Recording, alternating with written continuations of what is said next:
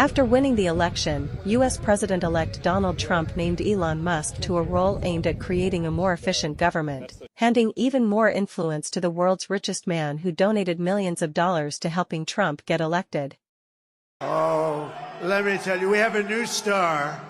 A star is born, Elon. Now he's an amazing guy. We were sitting together tonight. You know, he spent 2 weeks in Philadelphia and different parts of Pennsylvania campaigning. Musk spent over $250 million to help Trump win November's presidential election, underscoring the influence one of the world's wealthiest people had on this year's White House race. President Trump must win to preserve the Constitution. He must win to preserve democracy in America. However, the pair's views diverge on some issues, particularly regarding climate policy. While Musk promotes carbon-free energy solutions, Trump has promised to rescind climate-related funding and oppose California's push for all-electric vehicles. Despite these differences, their alliance appears strong, with Musk declaring that Trump must win to preserve the Constitution at a rally. Worldwide News reports. During a briefing on January 13, President Joe Biden acknowledged the catastrophic damage caused by the wildfires in California, particularly in Los Angeles. He confirmed that tens of billions of dollars would be needed to restore the state to its pre-fire condition. Although the federal government is going to cover 100% of the cost for the next 180 days for things like firefighter overtime pay, debris removal, temporary shelters, it's going to cost tens of billions of dollars to get Los Angeles back to where it was. So we're going to need Congress to step up to provide funding. Biden committed to 100% federal support for emergency costs, including firefighter overtime, debris removal, and temporary shelters for displaced residents. He also urged Congress to fund the recovery efforts as the state grapples with the aftermath. People impacted by these fires are going to receive one-time payment of $770. So far, nearly 6,000 survivors have registered to do just that, and $5.1 million has gone out. The wildfires, which started on January 7, have already claimed at least 24 lives and destroyed over 12,300 structures. Over 124 fires are currently burning across California, with the largest in Los Angeles County causing significant destruction. Winds have intensified, threatening to undo progress made in containing the flames. With an evacuation of 150,000 residents, local authorities remain on high alert.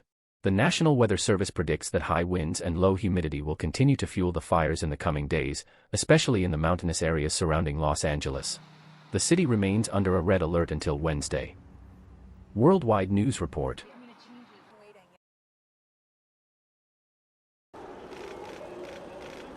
South Korean authorities arrested impeached President Yoon Suk-yeol January 15 over insurrection accusations related to his December 3 martial law declaration. Yoon said he agreed to questioning to prevent bloodshed after more than 3,000 police officers marched on his residence to arrest him.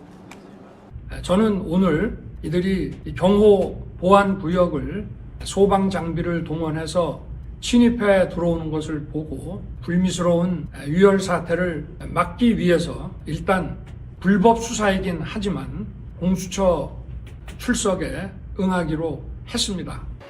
A convoy of 9 vehicles was seen leaving the presidential residence, some with police lights flashing, supposedly ferrying Yoon to the offices of the country's anti-corruption agency. The warrant investigators secured for his arrest was the first ever issued against an incumbent South Korean president. Worldwide News reports. In response to growing concerns over threats to critical infrastructure in the Baltic Sea, NATO announced plans to deploy frigates, patrol aircraft, and naval drones in the region. This action, known as Baltic Sentry, comes after a series of incidents where power cables, telecom links, and gas pipelines were damaged. Today, I can announce that NATO is launching Baltic Sentry. This military activity is part of our ongoing effort to enhance maritime presence and monitoring of key areas for our alliance. It will involve a range of assets, including frigates and maritime patrol aircraft. NATO has warned that vessels suspected of threatening infrastructure will face consequences, including possible boarding or arrest.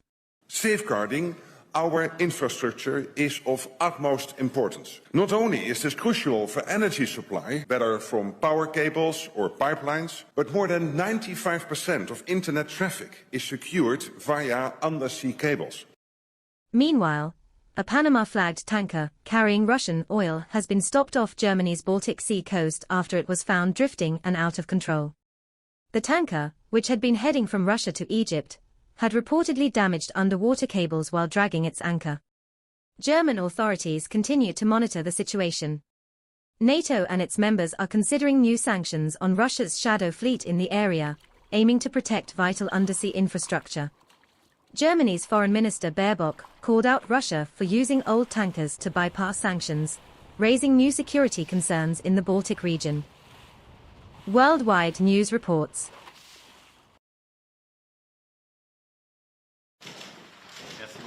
U.S. President-elect Donald Trump will take office in January the 20th.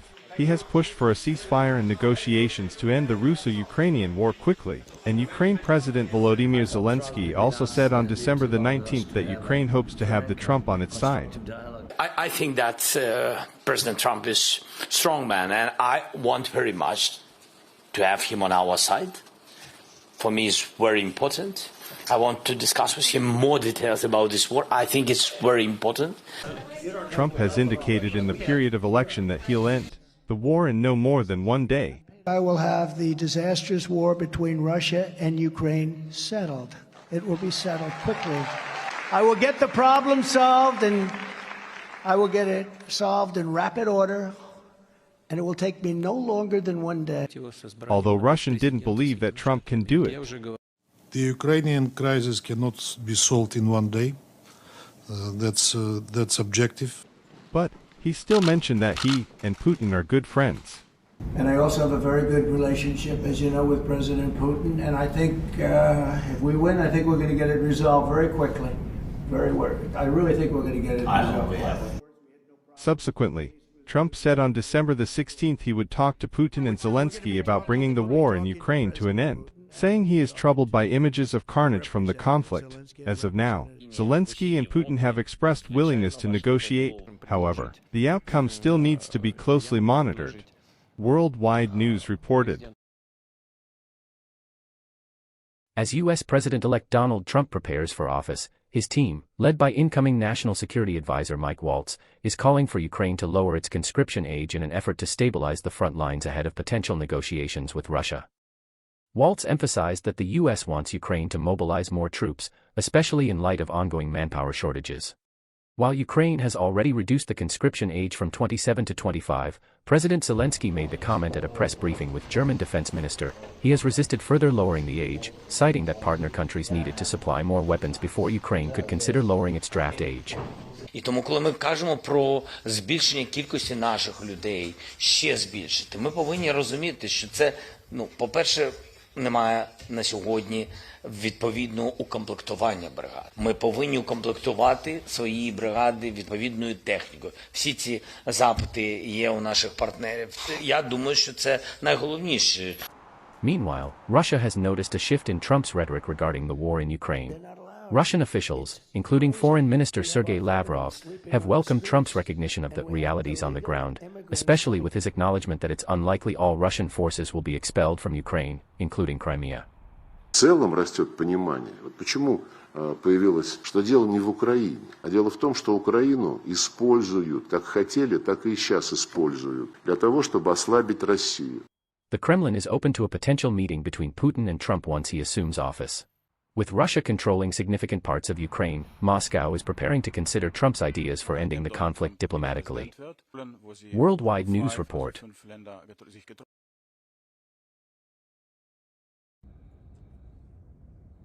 New users have piled into Chinese social media app RedNote just days before a proposed U.S. ban on the popular social media app TikTok, as the lesser-known company rushes to capitalize on the sudden influx, while walking a delicate line of moderating English-language content. In a live chat dubbed TikTok Refugees on RedNote January the 13th, more than 50,000 American and Chinese users joined the room. As I sit here and record this video with everyone staring at me, it's okay because I'm one of the TikTok refugees and I'm used to this. I just want to thank you for welcoming us to this app.